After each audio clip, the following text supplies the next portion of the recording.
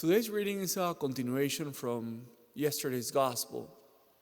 So the disciples have this encounter with our Lord in Emmaus, and they go back and they share the good news with the other group of disciples too, the larger group, and then Jesus appears again.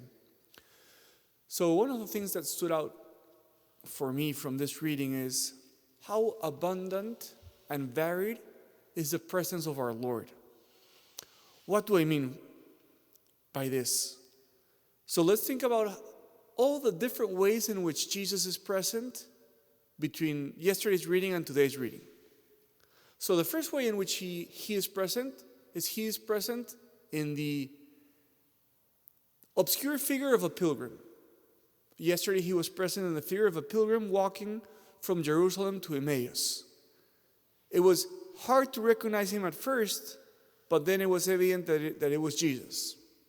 So the first way that Jesus was present was as a pilgrim. And this is a reminder that Jesus is always present in our brothers and sisters, and perhaps even more especially present in those unwanted or in those who are perhaps thought of less.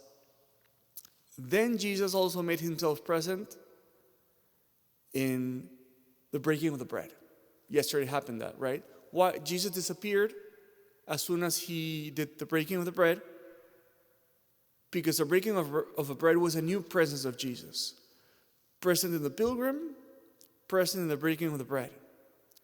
He was also present, or he made his presence known in scriptures. Because yesterday and also today we had the same expression. And the expression is, he opened their minds to understand scriptures.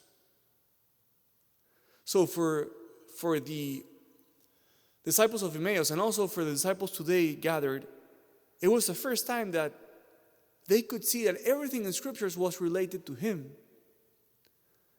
Present as a pilgrim, present in the breaking of bread, present in scriptures.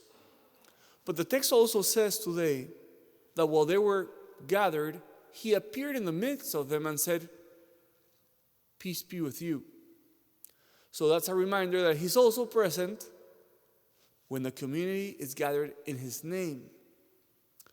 So what we're seeing is the resurrection of our Lord makes his presence more abundant among us. Makes his presence in different ways.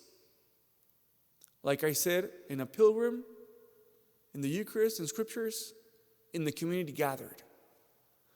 So my encouragement for all of you and for myself is to enjoy this abundance of his presence in this time of Easter.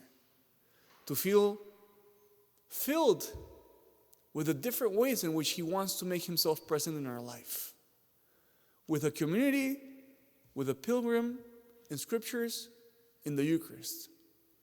Because this presence of his wants to be a presence that grants us peace, joy, all the good gifts of the Spirit, the one that he wants to pour on us in our hearts in this privileged time of Easter.